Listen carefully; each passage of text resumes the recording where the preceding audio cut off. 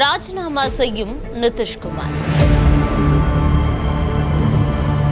முதல்வர் பதவியை கையில் எடுக்கும் பாஜக. தமிழ்நாட்டிலும் எதிரொலிக்குமா பீகார் அரசியல்? பீகார் முதல்வராக இருந்த நிதிஷ்குமார் கூடிய விரைவில் தன்னுடைய முதலமைச்சர் பதவியை ராஜினாமா செய்ய போறாரு. அது அவரே உறுதியும் படுத்தியிருக்கிறார். மாநிலங்களவை உறுப்பினராக ராஜ்யசபாக்கு எம்பியாக போக இருக்காரு. எனக்கு மாநிலங்களவை மக்களவைன்னு 2 அவையிலையும் இருக்கணும், இங்கே சட்டப்பேரவை எம்எல்ஏ எம்எல்சின்னு சட்டமேலவை 2த்துலையுமே இருக்கணும், இப்படி 4 அவைகள்லையும் இருக்கணுங்கிறது என்னுடைய ஆசை. அதனால நான் இப்போ மாநிலங்களவை உறுப்பினராக போறேன். இவ்வளவு நாள் மக்கள் கொடுத்த நம்பிக்கைக்கு நன்றி அப்படின்லாம் சொன்ன நிதிஷ்குமார் மீண்டும் வர்றதுக்கான வாய்ப்புகள் இருக்கு. மீண்டும் நம்ம தொடர்ந்து சந்திப்போம். ஆனால் புது அரசு அமைந்தாலும் அவங்களுக்கு என்னுடைய வழிகாட்டுதலும் எப்பவுமே இருக்கும் அப்படின்னு குறிப்பிட்டிருக்காரு. இது என்னதான் நிதிஷ்குமார் இப்படி பெருந்தன்மையாக முதல்வர் பதவியை ராஜினாமா செய்தாலும் பீகார் அரசியல் களத்தில் இது மிகப்பெரிய புயலையும் சூறாவளியும் உருவாக்கி இருக்கு அப்படின்னு தான் சொல்லணும். நிதிஷ்குமார் கட்சியான ஜேடியு ஐக்கிய ஜனதா தளத்துக்குள்ளேயே 2 பிரிவுகள் உருவாகி இருக்கு. ஒன்று நிதிஷ்குமார் எடுத்த முடிவுக்கு ஆதரவான பிரிவு ஒன்றும் எதிரான ஒரு பிரிவும் உருவாகி இருக்காங்க. காரணம் என்ன அப்படின்னா, டெல்லியில அரசியல் மையம் கொண்டிருக்கிறவங்க, டெல்லியில ஏதோ ஒரு பதவியில் இருக்கிறவங்க, இவங்க எல்லாருமே நிதிஷ்குமாருக்கு ஆதரவு கொடுக்குறாங்க.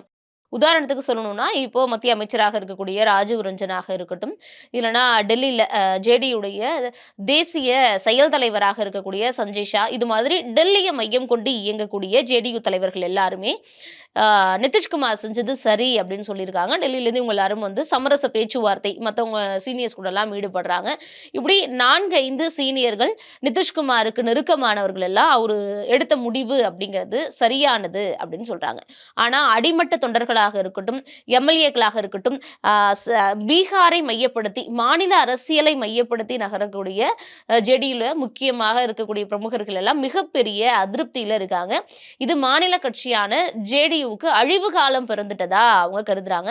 சொல்ல போனா கட்சியுடைய அலுவலகம் நிதிஷ்குமாருடைய வீட்டுக்கு முன்பு போராட்டத்தையே முன்னெடுத்திருக்கிறாங்க. கட்சிக்குள்ள புகுந்து அங்க இருக்கக்கூடிய பொருள்களை சேதப்படுத்தினதுன்னு பல்வேறு செயல்களில் ஈடுபட்டிருக்கிறாங்க. இப்படி பல விதமா அவங்களுடைய அதிருப்திகளை தெரிவிச்சிட்டு இருக்காங்க. இது தப்பு. 10 முறை முதல்வராக இருந்தவர்கள், அது மட்டும் இல்லாம பீகாருடைய அரசியல் முகத்துல முக்கியமானவரும் மூத்தவருமே நிதிஷ்குமார் தான். பாஜக இதை திட்டமிட்டு செஞ்சிருக்காங்க அப்படின்னு சொல்லிட்டு ஜேடியுல இருக்கக்கூடிய சிலர் ஆதங்கத்தை பதிவு பண்றாங்க.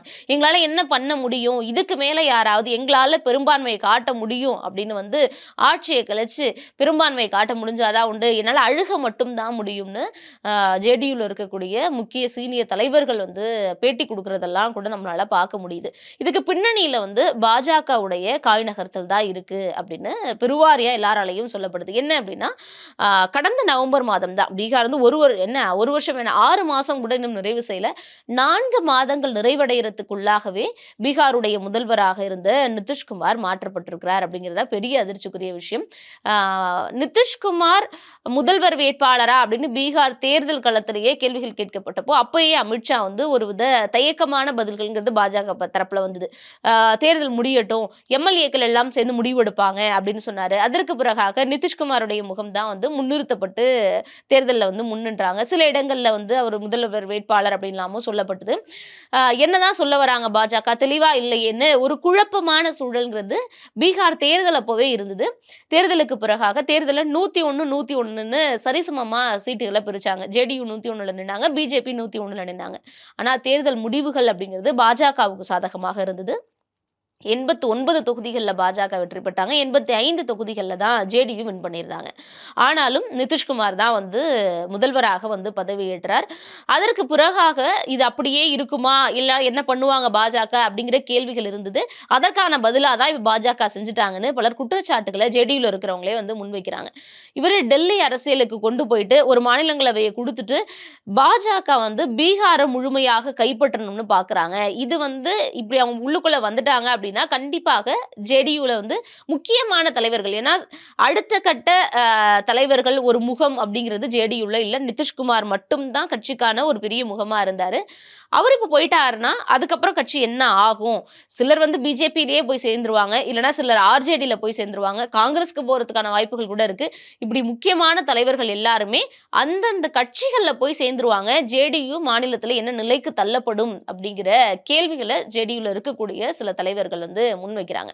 இப்படி டெல்லியில நிதிஷ்குமார சேர்த்ததற்கு பிறகாக பாஜகவுடைய முதல்வர் தான் வருவாரு. மகாராஷ்டிரால இதுதான் பண்ணுனாங்க.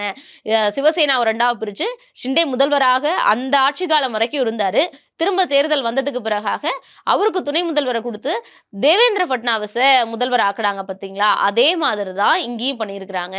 நிதிஷ்குமார ஃபேஸா காட்டி பெண்களுடைய வாக்குகள்லாம் வேணும், தேர்தல்ல வெற்றி பெறணும் அப்படிங்கிற கண்ணோட்டத்தோட போட்டி போட்டு ஒரு 4 மாதம் கூட நிதிஷ்குமார முதல்வராக வைக்காம அவருடைய முதல்வர் நாற்காலியிலேருந்து அவர வற்புறுத்தி தான் வந்து இத பண்ணியிருக்கிறாங்க அப்படின்னும் சில குற்றச்சாட்டுகள முன்வைக்கிறாங்க.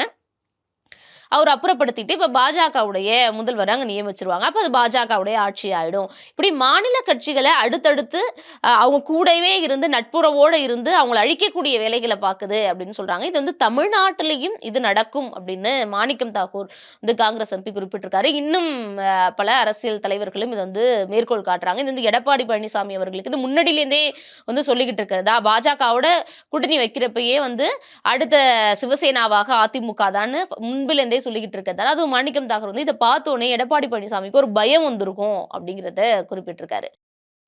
நம்ம சொல்ல போனோம்னா பீகார் தேர்தலை மேற்கோள் காட்டி அதிமுக தலைவர்களே பேசினாங்க. பீகார் தேர்தல் முடிஞ்சதுனே அந்த எலெக்ஷன் ரிசல்ட்டை பார்த்துட்டு 2026 பீகாருடைய தேர்தல் முடிவுகள் தமிழ்நாட்டில் அப்படியே எதிரொலிக்கும். எப்படி நிதிஷ்குமார் பீகார் முதல்வர் ஆனாரோ அதே போன்று 2026 எடப்பாடி பழனிசாமி தமிழ்நாட்டுடைய முதல்வராக 220 தொகுதிகளுக்கு மேல வெற்றி பெற்று முதல்வர் ஆவார்னு முன்னாள் அமைச்சர்கள் நிறைய பேர் பேசினாங்க. திண்டுக்கல் சீனிவாசன் அவர்கள் எல்லாமும் கூட பேசியிருந்தாரு. இப்படி பீகார் மாடலை மேற்கோள் காட்டி பல அதிமுக முன்னாள் அமைச்சர்கள் பேசியிருந்த சூழல்ல இப்போ பீகாருடைய நிலை என்னவாக இருக்கு? பீகார் முதல்வராக நியமிக்கப்பட்டு ஒரு 6 மாச காலம் கூட அந்த நாற்காலி அவர்கிட்ட கொடுக்காம பாஜக அதை அபகரிக்க முயற்சி பண்றாங்க. பேருக்கு ஒரு அமைச்சர் பதவியையும் மாநிலங்களவையில் அவருக்கு எம்பி சீட்டையும் கொடுத்துட்டாங்க. இதே நிலை எடப்பாடி பழனிசாமிக்கும் உருவாகலாம். ஒருவேளை தமிழ்நாட்டில் அதெல்லாம் பண்ண முடியாது, தமிழ்நாடு வந்து மற்ற மாநிலங்கள் மாதிரி கிடையாது அப்படின்னு சொன்னாலும் இந்த தேர்தல் இல்லைனாலும் அடுத்த தேர்தலில் கண்டிப்பாக இது நடக்கலாம். அதுக்கு அதிமுக முன்னாள் அமைச்சர்கள் சொன்னதே சாட்சி. பீகார் மாதிரி தமிழ்நாடு மாறும், பீகாருடைய தேர்தல் எதிரொலிக்கும்னு சொன்னாங்க. நிதிஷ்குமார் மாதிரி ஆவன்னு சொன்னாங்க. அப்போ அடுத்த நிதிஷ்குமார் எடப்பாடி பழனிசாமி தானா அப்படின்னு பல அரசியல் விமர்சகர்களும் சரி எதிர்க்கட்சியை சேர்ந்த அரசியலாளர்களும் சரி கேள்விகளை முன்வைக்க தொடங்கிட்டாங்க அப்படின்னு தான் சொல்லணும். சரி, நிதிஷ்குமார் எடுத்துட்டாங்க, அதுக்கு காம்ப்ரமைஸ் என்ன பண்ண போறாங்க பாஜக அப்படிங்கிற ஒரு கேள்வியும் இருக்கு. நிதிஷ்குமாருடைய மகன் நிஷாந்த் குமாருக்கு வந்து துணை முதலமைச்சர் பதவி கொடுக்கலாம். அப்பனா நிதிஷ்குமாருடைய அடுத்த வாரிசாகவும் நிதிஷ்குமாருடைய முகமாகவும் வந்து நிஷாந்த் குமாரை முன்வைக்கலாம் அப்படிங்கிற ஒரு திட்டத்துல பாஜக இருக்கிறதாகவும் இது மூலமா அதிருப்தியில இருக்கக்கூடிய சிலரை காம்ப்ரமைஸ் பண்ணலாம் அப்படிங்கிற ஒரு எண்ண ஓட்டத்துல அவங்க செயல்படுறதா சொல்லப்படுது. ஆனா அது எந்த அளவுக்கு எதிரொலிக்கும் அப்படிங்கிறது ஒரு மிகப்பெரிய கேள்விதான். எப்படி வந்து இதற்கு முன்பாக பல மாநிலங்கள்ல பல கட்சிகளை பல கூறுகளாக போட்டாங்களோ அதே மாதிரி ஜேடியுவும் பல்வேறு கூறுகளாக பிளந்து பலர் பாஜக நேரடியாக சேர்றதுக்கும் மற்ற மாநில கட்சிகளுக்கு சேர்றதுக்கும் அதிகமான வாய்ப்புகள் இருக்கிறதா சொல்றாங்க.